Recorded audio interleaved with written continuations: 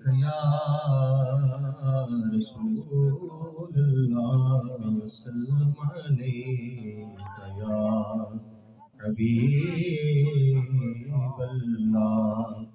अजीज मोखे दफन करे व्या हल्या तमो वट हुजूर ईंदो।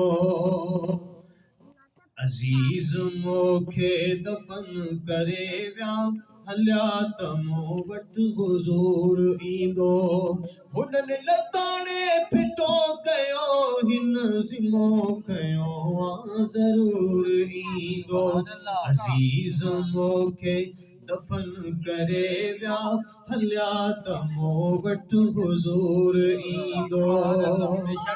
हुया त पंहिंजा करीब पर पो कबर हवाले कयूं हलिया विया।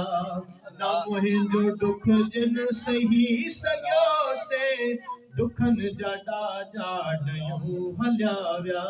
न को बि कम आयो उते कम न को बि कम आयो उते कम मिठे मुहम्मद जो नूर ईंदो।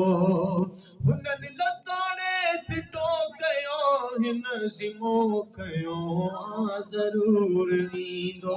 अजीज मोखे दफन करे विया हलिया त मूं वटि हुजूर ईंदो।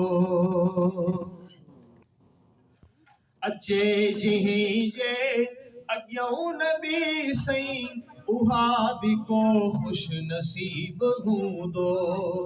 मलाइक खणंदा कदम न कोई हिसाब वेले हबीब हूंदो। हिसाब वेले हबीब हूंदो। कुसूर खुलंदा भली खुलन पिया करीम बख्शण कुसूर ईंदो।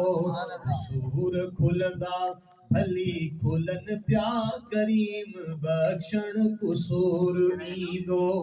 हुननि लताणे फिटो कयो हुननि लताणे फिटो कयो हिन ज़िमो कयो ज़रूर ईंदो। अजीज मोखे दफन करे विया हलिया त मूं वटि हुजूर ईंदो। आमौत माना वॾो विछोड़ो छिनी कंदो बिन धुरनि खे धारा। बचा विछोड़े इहो विछोड़ो विसाल यारा। मोए खां पोइ थो मिले मुहम्मद वरी तवे जो नसूर ईंदो। हुननि लताणे फिटो कयो हिन ज़िमो कयो ज़रूर ईंदो। अजीज मोखे दफन करे विया हलिया त मूं वटि हुजूर ईंदो। कंदो मुजरिमन सां महिरबानियूं वॾो महेसर नबी मिठो आ।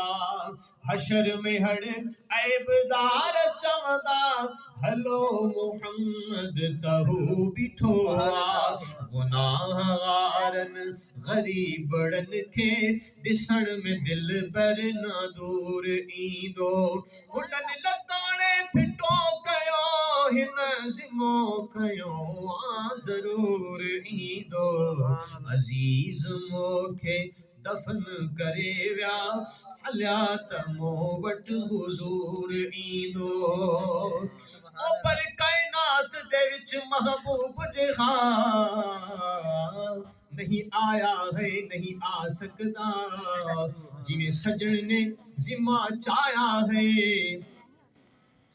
कोई जिम्मा प्या नहीं चा सकदा। जडे रब पकड़े कहीं मुजरिम को बिन ढोल न प्या छुड़वा सकदा।